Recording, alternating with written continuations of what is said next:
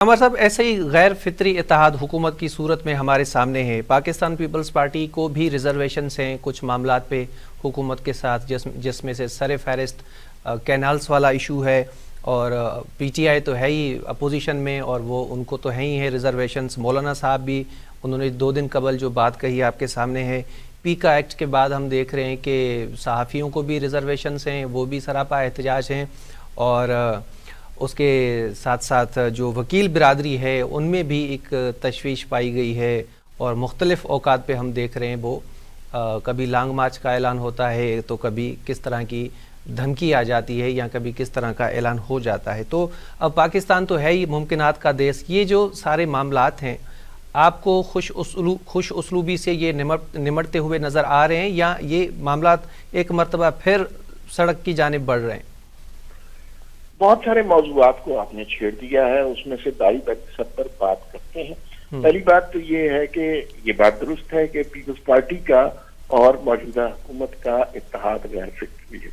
ये दो मुख्तलिफ किस्म की जमातें हैं, मुख्तलिफ किस्म की सोच रखती हैं, मुख्तलिफ किस्म के सियासत करती हैं, उस सब के बावजूद इकट्ठी हैं। और उसकी रीजन बड़ी नेचुरल है, जिसकी वजह से वो इत्तेहाद गैर फिक्री नहीं फिक्री हो जाता है। इन सब पार्टियों को एक अफरीद का डर है, जिसे हम पीटीआई या इमरान खान कहते हैं। जब तक वो अफरीद का खौफ रहेगा, ये सारी पार्टियां इकट्ठी रहेंगी। और जैसे ही और इन्हें पता है कि अगर ये अलहदा हुई, ये हुकूमत खत्म हुई, ये दोबारा इलेक्शन की तरफ गए या कुछ इन हाउस चेंज हुआ, तो वो अफरीद, वो देव इन्हें खा लेगा। तो ये आप बिल्कुल बेफिक्र रहिए।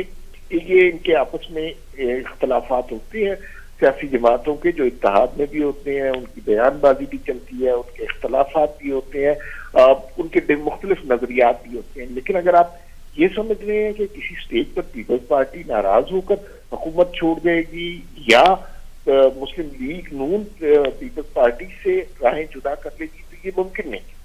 कम से कम इस सेटअप के अंदर मुमकिन नहीं है। इस सेटअप का एक ही मकसद है कि मईशत को आगे बढ़ाना और इसको किसी भी जो है ना लश्कर कुशी से बचाना।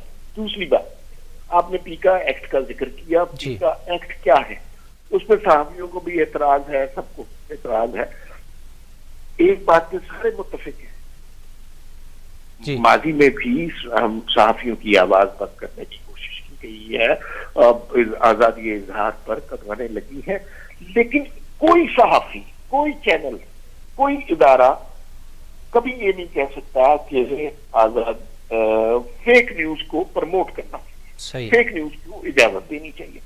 इस मसला फेक न्यूज का नहीं है, मसला सिर्फ इतना है कि अगर हुकूमत थोड़ी सी जल्दबाजी ना करती, सहाफियों से मशवरा कर लेती, सहाफियों की तंजीमों से बात कर लेती, मीडिया के इदारों के सरपंचों से मशवरा कर लेती, तो फिर उसके बाद ये मामला इतना तकलीफ देना होगा।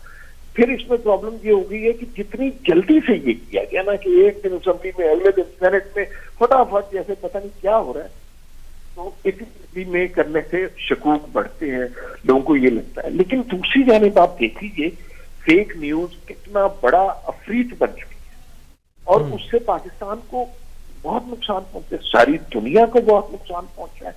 और ये जो और सोशल मीडिया, आपको पता है कि इंग्लैंड में जो अभी राइट्स हुए हैं, उसकी रीजन एक फेक न्यूज ही निकली है।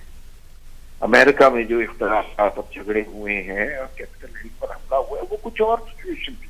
तो भाई ये फेक न्यूज को जो हुकूमत भी रोकना चाहती है, वो उसको रोकना चाहिए, उसके हाथ मजबूत करने चाहिए।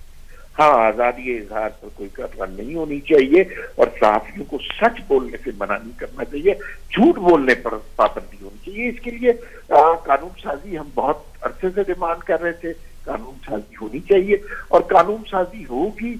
ये जो यूट्यूबर्स जो है ना, जो डॉलर कमा रहे हैं झूठ बोलकर, जब उनको जुर्माने होंगे, मैं नहीं कहता कि उनको कोई गिरफ्तारी हो या कुछ हो, उनको जुर्माने होने चाहिए, उन्हें फाइनेंशियल लॉस होना चाहिए फेक न्यूज पर। तो ठीक है, जैसे दुनिया भर में होता है, अगर आप फेक न्यूज देंगे वो आपका अकाउंट बंद कर देते हैं। तो ये तीसरा आपके सवाल का हिस्सा वकला की तहरीक थी। वकला की तहरीक मुझे नहीं लगता कि बहुत ज्यादा मुनज़्ज़म हो सकेगी, क्योंकि वकला के अपने बहुत सारे धड़े हैं और उन धड़ों के दरमियान बहुत इख्तलाफात हैं और उसमें तकसीम इतनी वाज़ेह है कि वो मुकम्मल तौर पर एक बड़ा ग्रुप कभी भी नहीं बन सकता।